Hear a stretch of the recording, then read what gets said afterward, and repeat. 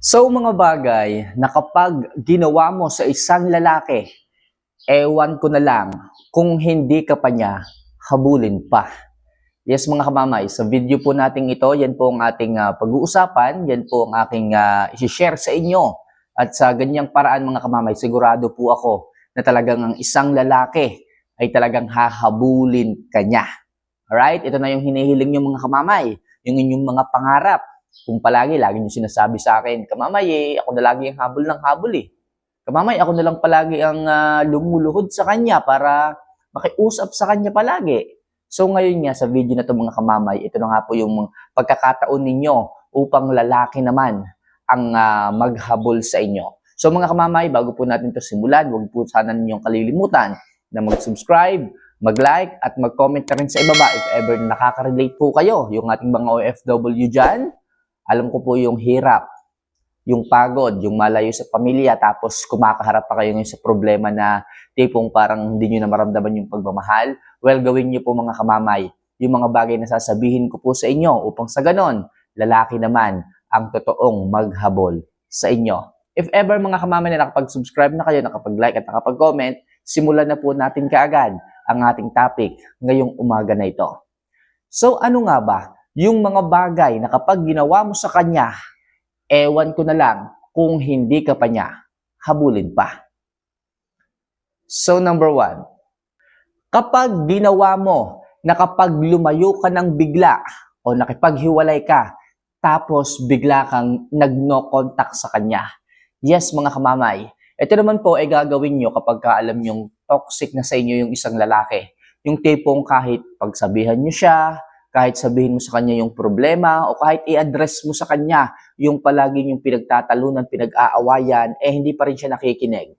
Yung tipong ikaw na yung asawa, ikaw na yung jowa, pero wala hindi makinig sa'yo. Gusto mong ayusin yung relasyon ninyo, pero siya, anong ginagawa?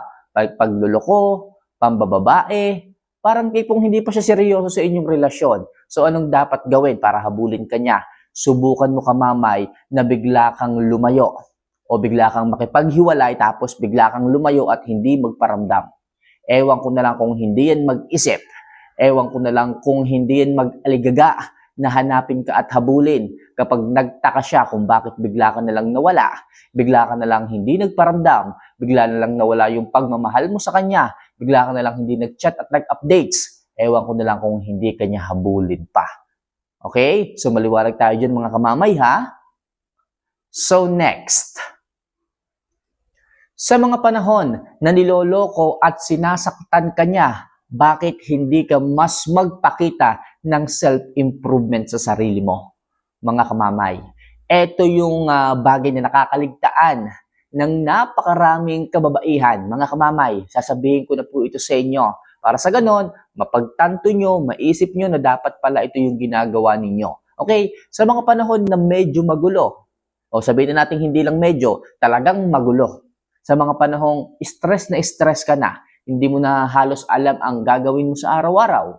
Ginawa mo ng lahat, nagsakripisyo ka na, ayan na nga, humahabol ka na nga sa kanya, hindi mo na mapigilan kahit mali. So, ang gawin mo mga kamamay, sa mga panahon na niloloko, sinasaktan ka, bakit hindi ka muna tumingin sa salamin at tingnan kung ano ang dapat na i-improve sa sarili mo, sa ganda mo. Kasi minsan, kapag patong-patong na yung problema ninyo, yung sarili nyo, stress na stress din Yung sarili ninyo, losyang na losyang din Bakit hindi ka mas mag-focus sa sarili mo? Mag-improve, magpaganda ka, kahit na nag-aaway kayo, kahit na nagkakatampuhan kayo, kahit na nagtitiisan kayo ngayon, mas ipakita mo ang kagandahan mo at ang dahilan kung bakit kailangan siya ang lumambot at bumalik sa iyo at maghabol.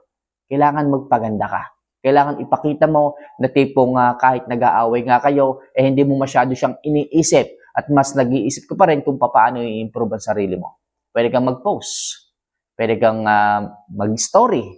Okay, ng updated mong itsura. Kailangan mga kamamay kahit mabigat ang damdamin ninyo, kahit na masyado kayong maraming kinakaharap na problema, ipakita mo na parang baliwala lang sa iyo yon. Ipakita mo na mas pinipili mo pa rin magpaganda at mag-improve. Ewan ko na lang mga kamamay, magtataka yon kahit na nandun din yung alam mo yon, yung tampo ng lalaki, yung laging init ng ulo ng lalaki, mag-iisip at magtataka.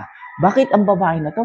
Kahit nag-aaway kami, paganda pa rin ng paganda, hindi niya maitatago yon. Kaya please, hanggat maaari mga kamamay, sa mga panahon na nag-aaway kayo, sa mga panahon na nagkakatampuhan kayo, minsan hindi pa kayo nagkikibuan, minsan nagtitiisan pa kayo, diyan mo ipakita mga kamamay, yung ganda ng isang ikaw. Diyan mo ipakita mga kamamay, yung ganda na kanyang sinasayang sa araw-araw. At sigurado ako mga kamamay, lalambot at lalambot yan. Bakit? Baka makuha ka ng iba. Bakit? Ang daming nagko-comment sa post mo. Sino ba namang hindi maaaligaga na maghabol kapag kaganyan? Kaya please ha mga kamamay, sa mga panahon na nagkakalokohan na kayo, sa mga panahon na napakalabo na ng lahat, diyan ka magpaganda. Alright? So next, iwasan mo muna ang mag-reply ng sobrang bilis sa kanya. Ito na nga mga kamamay. Simula nung nagpaganda ka kahit nag-aaway kayo, diyan na ngayon babalik ang lalaki at magsisimula, iipis-ipis yan. Mangangamusta. Hi, hello. Kamusta? Okay? Hanggang sa magparamdam na ulit yan. Babalik at babalik yan, sigurado ako. So kapag kaganyan na po, nararamdaman nyo at dumating na talaga yung point na nangangamusta na siya, nagpaparamdam na siya, nag-e-effort na siya, diyan ka ngayon maging mailap muna. Okay, muna. Hindi ko naman sinabi na layuan mo na iwanan mo na maging mailap ka lang. Kasi alam ko, mahal mo pa rin yan Hawak mo ngayon ang beat, nasa sayo ngayon ang alas. Ikaw na ngayon ang magkocontrol ng inyong relasyon. Okay? Sa paraang tama, sa paraang maganda. Hindi ko naman sinabing kontrolin mo sa paraang pangit Kontrolin mo yung tipong mas makikita niya ang halaga mo. Kontrolin mo sa paraang siya na yung maghahabol sa iyo. Siya na yung maghahanap ng attention mo. At siya na yung maghahanap ng pagmamahal mo. Kasi alam ko, sigurado ako, kapag ka nagpapaganda ka, nagpapasexy ka, kahinaan ng lalaki Kahinaan ng lalaki ay mga babae. Kapag nakikita po nila na alam mo kung ano yung mga bagay na dapat i-improve sa sarili mo, dyan sila bumabalik. Ngayon, i-delay mo yung pagre-reply. Okay? Hayaan mo siya yung mag-isip na, bakit ganito? Parang hindi na ako yung gusto niya. Bakit hindi na pinapriority ng babae na to ang message ko sa kanya? Ibig sabihin, lumalayo ka na nga sa kanya. Ibig sabihin, hindi mo na ganyan, pinapriority yung lalaki sa buhay mo. Kung kaya't yung isang lalaki, lalong manggigigil. Kailangan ako ulit. Kailangan bumalik yung dating tingin sa akin ng babae na to. So, di ba gusto niyo yun? Ang lalaki nang maghahabol sa'yo. Ang lalaki na ang talagang, talagang mabilis na mag-reply sa inyo. Kahit pa ang reply mo dyan, sa mga susunod na linggo is, okay, K-dot, tingnan mo yung reply niya, ang hahaba. Tingnan mo yung reply niya. Gusto niya ng usapan talaga na mas mahaba. Kahit binabaliwala mo, kahit delayed ang reply mo, siya na yung gagawa at mag-e-effort. Kasi muli mong nakuha yung attention niya. Kasi hindi mo masyadong pinapansin yung mga message niya sa iyo. Kung kaya siya na yung, nagpo-pursue ng kanyang sarili para pansinin mo ulit. Sa ganyang paraan, makikita mo ang paghahabol sa iyo ng isang lalaki. Kaya paminsan-minsan, i-delay mo muna ang pag-reply sa kanya. So, maliwanag tayo dyan mga kamamay ha? So, next. Kapag hindi siya nagpaparamdam, gayanin mo siya.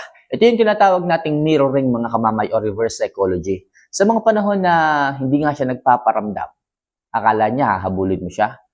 Ang gagawin mo ngayon is huwag ka rin magpaparamdam. Kung alam mo naman na siya yung toxic, kung alam mo naman na siya yung dahilan kung bakit kayo nag-aaway, na kahit gusto mong ayusin ang lahat, pero siya napakailap. Pero siya, ayun, patuloy ang ginagawang katarantaduhan. So, bakit hindi mo subukan na gayanin siya? What I mean is, yung hindi niya pagpaparamdam, baka gayanin niyo yung pagluloko Hindi yung pagluloko, yung hindi pagpaparamdam. Kung nandun siya, hindi siya nagpaparamdam, hindi siya nagchat-chat, hindi siya nagte-text, 3 araw na kayong walang usapan, walang message, so gayanin mo lang siya, patigasan kayo. Sa gantong paraan mga kamamay, kung sino yung mali, kung sino yung nakagawa ng kasalanan, siya yung babalik. Sabayan mo ng pag-aayos, pagpapaganda, pagpupo sa social media, paminsan-minsan lang naman, ewan ko na lang. Kung hindi tumulo ang laway niya sa paghahabol sa iyo, kung hindi talagang umikot ang puwet niyan sa paghahanap muli at pakikipagsiksikan ng kanyang sarili sa buhay mong ito, kapag nakita niya ang muli mong pag-i-improve. Right? Kaya mga kamamay, sinasabi ko po sa inyo, kapag hindi siya nagpaparamdam, gayanin niyo muna po siya. Alright? So next, ipakita mo rin na kaya mo talagang lumayo sa kanya at maging masaya kahit wala siya. Ito mga kamamay sinasabi ko sa inyo. If ever na ang isang lalaki nga ay sakit na talaga sa ulo, yung tipong sakalang uuwi ng bahay kapag ka nagustuhan niya, okay, ang hirap ng ganyan, di mo alam kung may asawa ka pa ba o ano, ipakita mo na kaya mo rin hanapin ang saya mo sa iba. What I mean na saya, yung kaya mo rin makipag-mingle, lumabas, makapag-unwind. Hindi naman sinasabing kapag nagloloko yung lalaki, magloko ka rin. Hindi ganun ha. Ang ibig kong sabihin dito is kaya mo rin humanap ng sarili mong kaligayahan kasama yung mga kaibigan mo, mga mahal mo sa mga mahal mo sa buhay. Okay, huwag ka masyadong magpaka-stress sa kanya. Kung talagang sobra na siya. Okay, diyan ka mag-no contact rule, lumayo at hanapin mo ang saya mo kasama ang mga kaibigan mo, kasama ang mga mahal mo sa buhay. Wala tayong panahon na i-stress ang ating sarili sa mga taong hindi tayo kayang pahalagahan, hindi makita ang ating halaga. So instead na maghabol ka sa kanya, kung siya'y nagloloko at wala ka namang ginagawang kasalanan, hayaan mo. Hayaan mo, magloko ka ng magloko. Okay, basta ako, kaya ko rin magsaya kahit wala ka. Sa ganyang paraan, mauumay din siya ng pagloloko. Makikita niya na yung asawa niya, hindi siya pinapakailaman, yung asawa niya may sariling mundo, kaya niyang sumaya. Okay, kasama ang iba at kahit hindi siya. Alright? Sa ganung paraan mga kamamay, talagang hahabulin ka niya pagdating ng araw. Pagdating ng araw, yung tipong hindi naman niya maitatago eh. Hindi naman niya maitatago sa lahat ng oras, sa habang buhay yung kanyang pagluloko. Diba? Siya yung kahiyahiya dyan. Kasi yung pagluloko naman niya, panandalian lang yan eh. Oo, nandun ang excitement, pero hindi darating na talagang habang buhay na lang siyang ganun. Iisipin pa rin niya na talagang papaano tatahimik ang buhay niya, sino talaga yung kanyang babalikan, sino talaga yung kanyang makakasama para bumuo ng pamilya, babalik at babalik. Panandalian lang yung pagluloko. Basta ang mahalaga dito mga kamamay, ipakita mo na hindi ka naghahabol, ipakita mo na kaya mo ring sumaya. Okay? Ikaw yung kanyang original eh. Ikaw yung kanyang pinakasalan eh. Kaya malabo nahahayaan niya na mas maging masaya ka sa piling ng mga kaibigan mo, sa piling ng ibang tao. Okay, magsiselos yun. Pag nakikita niya na mas sumasaya ka kasama mga kaibigan mo, magsiselos yun. Okay? At may isip nyo sa mga panahon na lumilipas, halimbawa, isang buwan na kayong hindi nagpapansinan, isang buwan ka nang hindi nangungulit sa kanya, isang buwan ka nang nagiging masaya sa mga kaibigan mo, magtataka rin yun. Magtataka rin yun na bakit gumaganda ka? Bakit masaya ka? Bakit hindi ka stress kahit na nambababae siya, kahit alam mo na? So, iisipin din niya kung bakit, anong dahilan.